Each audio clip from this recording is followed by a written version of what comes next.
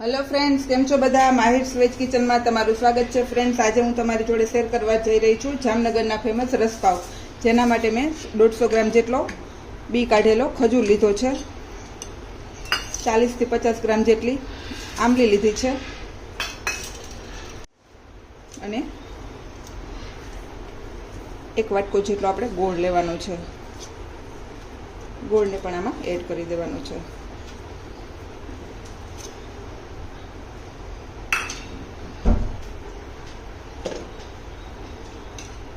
એક ગ્લાસ પાણી એડ કરી દેવાનું છે અને 2 સીટી આપણે બાફી લેવાનું છે.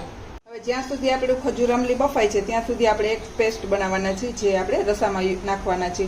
તો એના માટે મેં 3 થી 4 મરચાં લીધા છે, મીડિયમ તીખા હોય એવા, અને 1 ઇંચથી 1.5 ઇંચ જેટલું આદું લીધું છે અને મુઠ્ઠી ભરાય એટલા ધાણા ભાજી,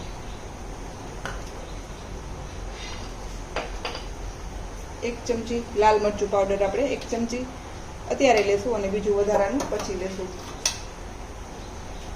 થોડી એવી હળદર, 1 ચમચી મોટી ભરાય એટલો ગરમ મસાલો, 1 ચમચી અત્યારે મીઠું એડ કરી છે. પછી આપણે રસા ઉપર આપણે વધારે નાખશું અને 2 ચમચી થાય એટલું ધાણા જીરું. આમાં ધાણા જીરું થોડું વધારે લેવાનું છે. મોટી 2 ચમચી ભરાય એટલું ધાણા જીરું અને 1 લીંબુ. આપણે આંબલીનો યુઝ કર્યો છે, પણ આમાં લીંબુનો ટેસ્ટ પણ ખૂબ જ સરસ આવે છે, એટલે 1 લીંબુ નાખવાનું છે. અને પછી આને થોડું પાણી એડ કરી અને પેસ્ટ બનાવી લઈશું.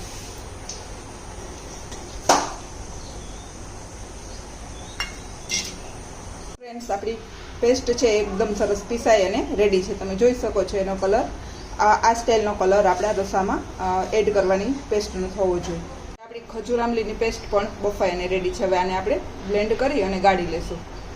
હવે આપણે ખજૂર આંબલીનો જે રસો થઈ ગયો છે એમાં આપણે જે આ પેસ્ટ બનાવી એને એડ કરી દઈશું.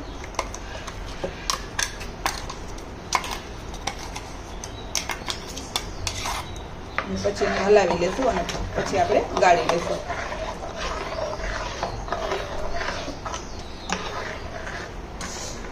હવે આપણે આને ગાળી લેશું, એટલે જે પણ કચરો હોય આપણા ખજૂરમાં કે આંબલીની કોઈ રહી ગઈ હોય તો એ બધું નીકળી જાય.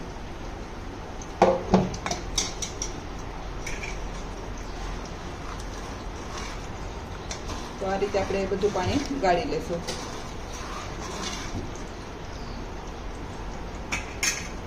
તો આપણું પાણી છે એકદમ સરસ ગળાઈ અને રેડી છે, એટલે આપણો રસો છે એ રેડી છે. હવે થોડી પ્રોસેસ એની આપણે આગળ કરશું.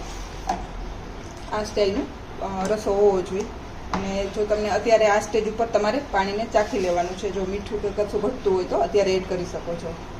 પાછું એ જ કુકરમાં મેં 1 થી 1.5 ચમચી જેટલું તેલ લીધું છે અને ત્યારે આપણે જે પેસ્ટ બનાવી હતી ત્યારે આપણે 1 ચમચી મરચું પાવડર એડ કર્યું છે. અત્યારે આપણે 2 ચમચી મરચું પાવડર એડ કરશું, જેથી કરીને આપણા રસાનો કલર છે એકદમ સરસ બારે હોય એવો રેડ આવશે.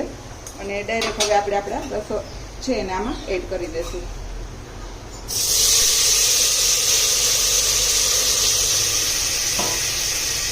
ફ્રેન્ડ્સ, આપણો રસો છે એ સરસ ફરી પાછો ઉકળી ગયો છે. હવે આપણે એને નીચે ઉતારી લઈશું.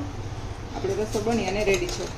તો હવે આપણે રસ પાવ છે એને, આ જે પાવ આવે છે નાના નાના, એને આપણે ડાયરેક્ટ આપણા રસામાં બોળી દેવાના છે અને પછી એકદમ એને સરસ આમ પલાળી અને આપણે સર્વ કરશું. તો આ રીતે એકદમ રસામાં બોળી અને બહાર કાઢી લેવાના છે. રસામાં બોળી પછી આપણે એમાં થોડું સ્પાઇસી હોય છે આ, એટલે આપણે થોડી લસણની ચટણી એડ કરશું. તમે તમારા સ્વાદ મુજબ વધતી ઓછી કરી શકો છો, પણ ખરેખર આ રસાપાવ છે એ એકદમ સ્પાઇસી જ હોય છે.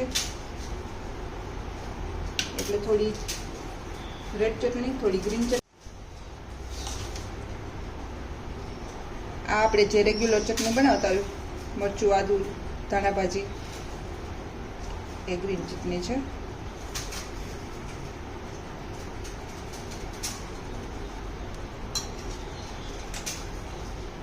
થોડી ડુંગળી તમે ન ખાતા હોય તો અવોઈડ પણ કરી શકો છો. અને ખાસ આમાં જે સામગ્રી ઉમેરવાની છે મસાલા બી,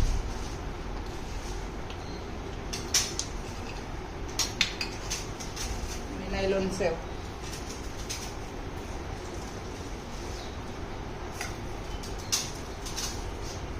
થોડી ધાણા ભાજી.